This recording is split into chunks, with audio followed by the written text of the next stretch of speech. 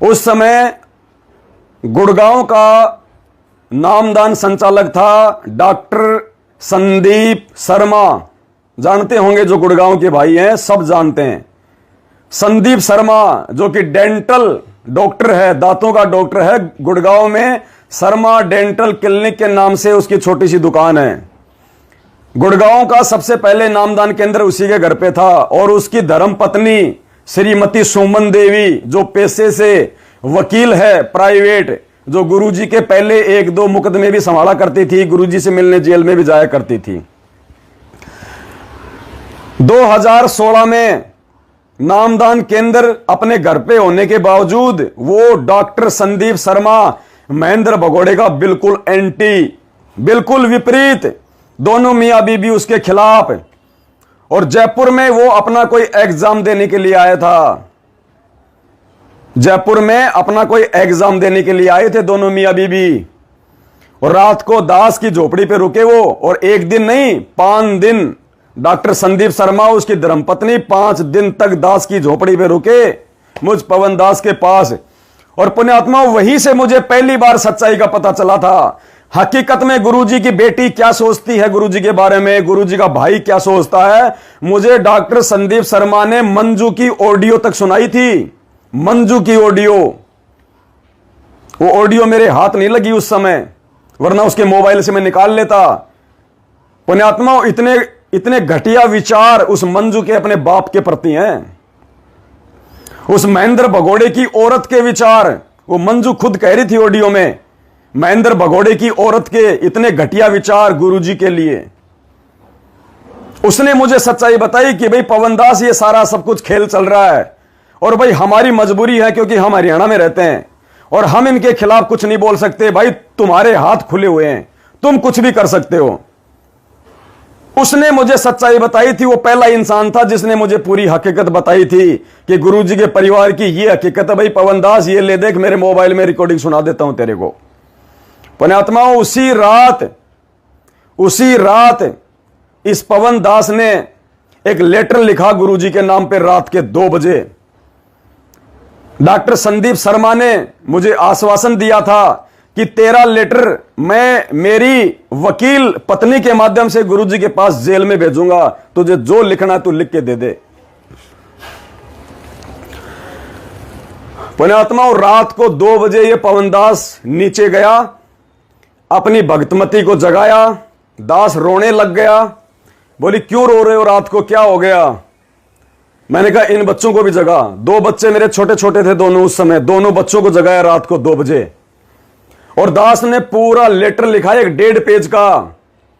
उस समय दास जंतर मंत्र जाया करता था 2016 में, जब इन मैनेजमेंट वालों ने जंतर मंत्र पे संगत को गुमराह करके बैठाया हुआ था सीबीआई जांच के लिए, और सीबीआई जांच नहीं हो पा रही थी। तो दास ने एक लेटर लिखा था गुरुजी के नाम पे कि हे परमपिता परमात्मा, ये जयपुर से आपका छोटा सा कुत्ता पवन दास, मेरी भक्तमती नीतू देवी और मेरे 2 बच्चे दीपक और लक्की, परमात्मा आपकी सीबीआई जांच सरकार नहीं करवा रही है। और परमात्मा, जब तक सरकार का ध्यान आकर्षित नहीं किया जाएगा, वो आपकी सीबीआई जांच पे ध्यान नहीं देगी, क्योंकि उस समय तक मुझे सच्चाई का नहीं पता था। तो दास ने उस लेटर में लिखा कि हे गुरुदेव, आप अपने इस नीच पवन दास के परिवार पे दया बख्शो परमात्मा।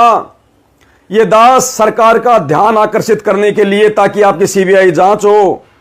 मैं अब की बार मेरे परिवार को लेके जंतर मंत्र पे जाऊंगा, और मैं कहीं से भी, मैं एक देसी कट्टे का, मैं एक बंदूक का, जो रिवॉल्वर आती है, जो पिस्तौल आती है, कहीं से भी मैं एक छोटी सी पिस्तौल का जुगाड़ करूंगा, चाहे मेरे को लाख रुपए में क्यों ना मिले। हालांकि मैंने जीवन में कभी गिलोल भी नहीं खरीदी, लेकिन उस समय दास ने उस लेटर में लिखा कि परमात्मा, मैं एक रिवॉल्वर खरीदूंगा, रिवॉल्वर, और अपने परिवार के साथ में गुरुजी मैं जंतर मंत्र पे लाखों भक्तों के सामने और पुलिस वालों के सामने स्टेज पे सबसे पहले मैं भाषण दूंगा कि ये सरकार मेरे गुरुदेव की सीबीआई जांच करवाए, मेरे गुरुदेव निर्दोष हैं, उनको बाहर रिहा किया जाए।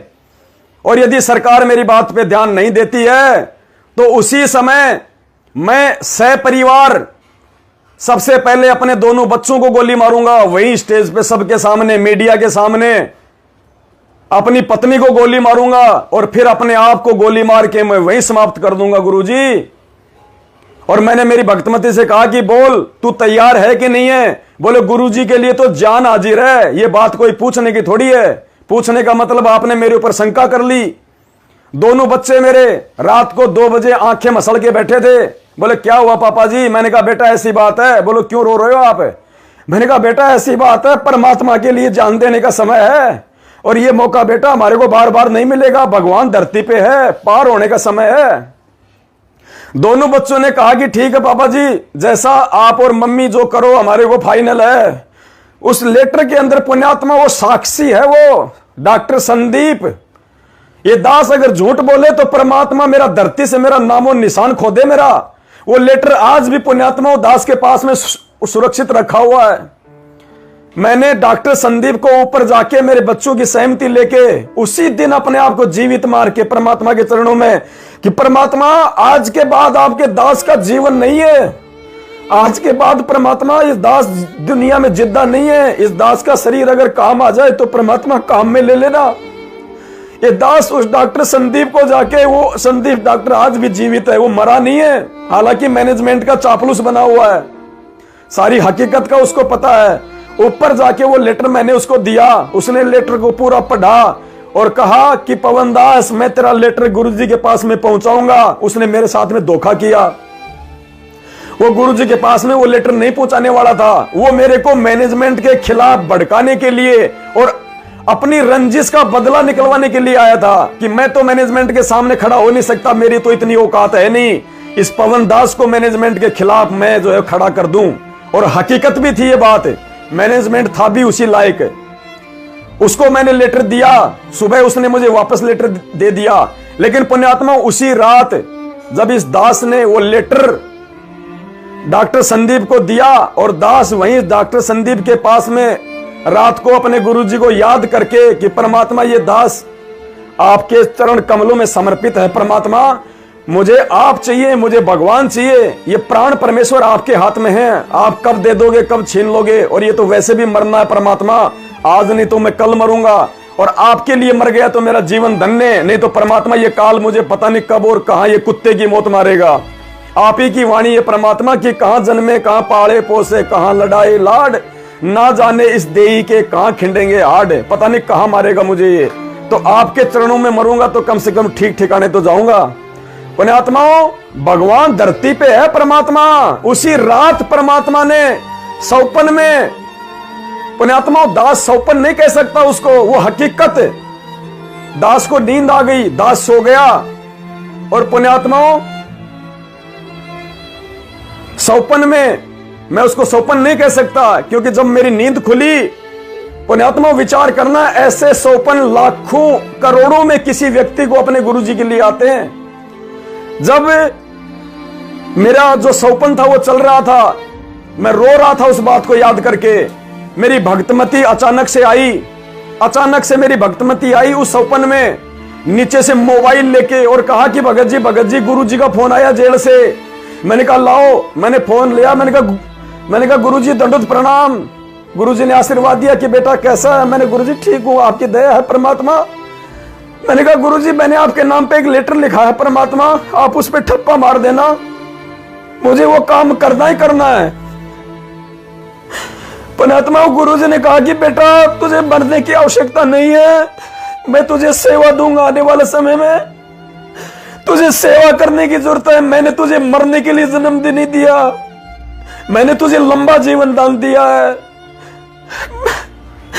बेटा तेरे को सेवा करवानी है मुझसे, और बेटा तेरी ये अर्जी मेरे पास में आ चुकी है, तेरा लेटर मेरे पास में आ गया है। उसी समय परमात्मा से बातें करते करते दास रोने लग गया। और जैसे ही दास की आंखें खुली, पुण्यात्मा मेरे आंसू वैसे ही चल रहे थे सपन में।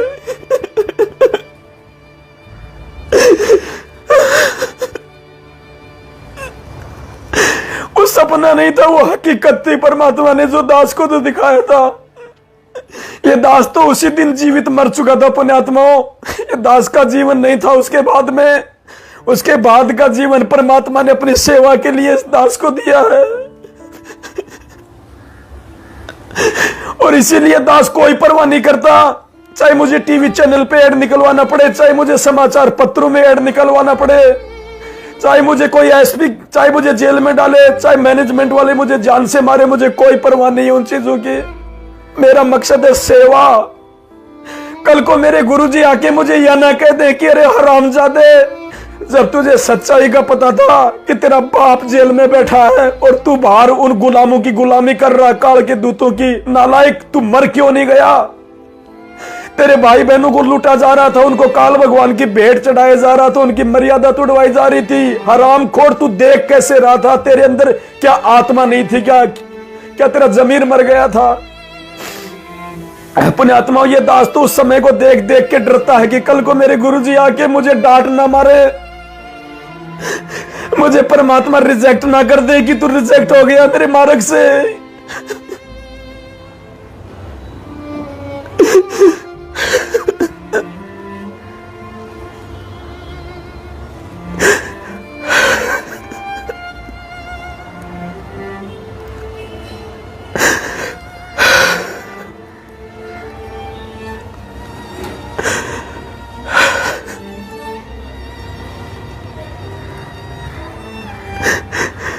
भाई को साथ दे ना दे मुझे कोई परवाह नहीं है, मुझे अकेले ने भक्ति करनी है, मुझे अकेले ने पार होना है। ना मेरे साथ कोई आया था, ना मेरे साथ कोई जाएगा, लेकिन मुझे गुरुजी ने इतना समझा दिया कि बेटा तेरी सेवा और तेरी भक्ति के बलबूते पे तू पार होगा, संगत के साथ में पार नहीं होगा।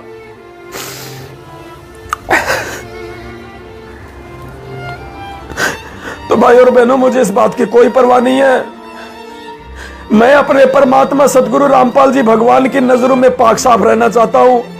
मुझे मैनेजमेंट की नजरों में पाक साफ नहीं रहना, मुझे संगत की नजरों में पाक साफ नहीं रहना, मुझे किसी भगत की नजरों में पाक साफ नहीं रहना। चाहे कोई मुझे ठग कहे, चाहे कोई मुझे लुटेरा कहे, चाहे कोई मुझे चोर कहे, चाहे मुझे कोई कुछ भी कहे, मैं सदगुरु रामपाल जी भगवान की नजरों में पाक साफ रहना चाहता हूं। और जो हकीकत मैंने देखी है बरवाला कांड में, ये दास था वहां पे कमांडो बना हुआ था इन दुष्टों की उस गंदी हरकत के चलते।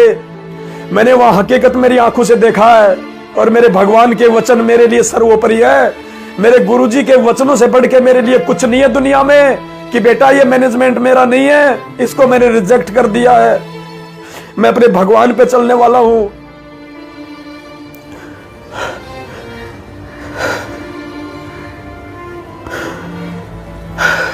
इस दास को पुण्यात्मा किसी की परवाह नहीं है।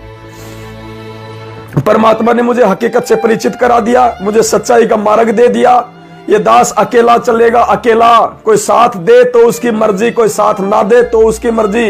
ये दास अकेला था, अकेला है और अकेला रहेगा, और अकेला इस मार्ग पे चलेगा। इस दास के पास में संसार की सुप्रीम पावर मेरा गुरुदेव भगवान मेरे पीठ पीछे रहता हमेशा, मेरा बाल बाका नहीं होने देता मेरा परमात्मा। और इस परमात्मा के लिए तो अगर मैं बलि भी चढ़ जाऊं, मंसूर ने तो क्या कुर्बानी दी थी परमात्मा, अगर आपके बच्चे का अगर खून का कतरा भी अगर बहा दिया जाए तो भी परमात्मा मेरा सौभाग्य होगा।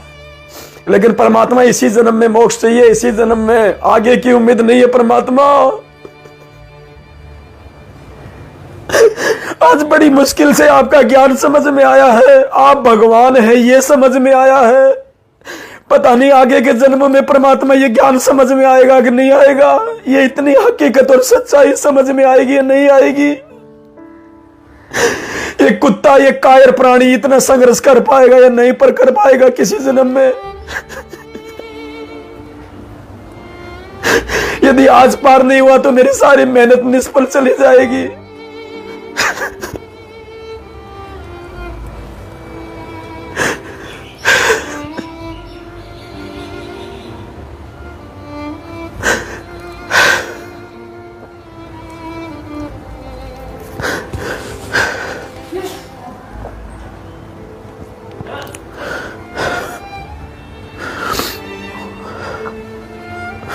उसके बाद देखो पुण्यात्मा, इन्होंने एक दूसरी न्यूज निकलवाई है सभी समाचार पत्रों में।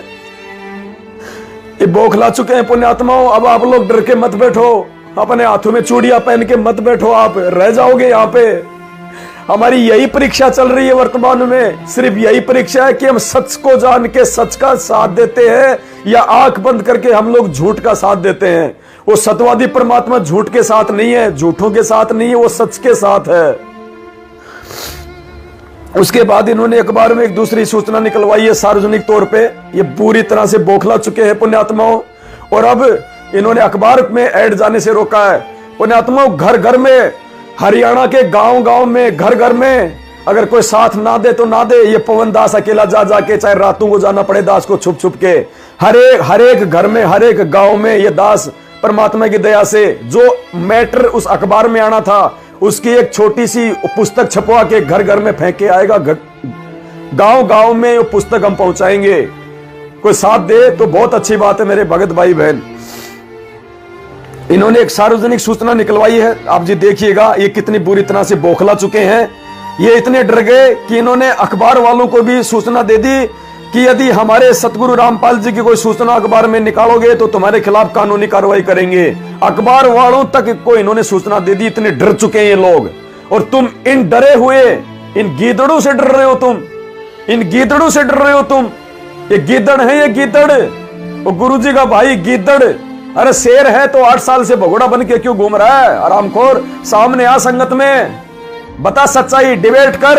ये दास आएगा साधना टीवी चैनल पे, 5 घंटे की डिबेट रख, आजा सामने, पूरी संगत के सामने बरवाला कांड के ऊपर सबूतों के साथ में बात होगी। तेरे धुरंधर से धुरंधर वकील को ले आना, तू आ जाना वहां पे डिबेट के लिए। क्यों नहीं आते सामने?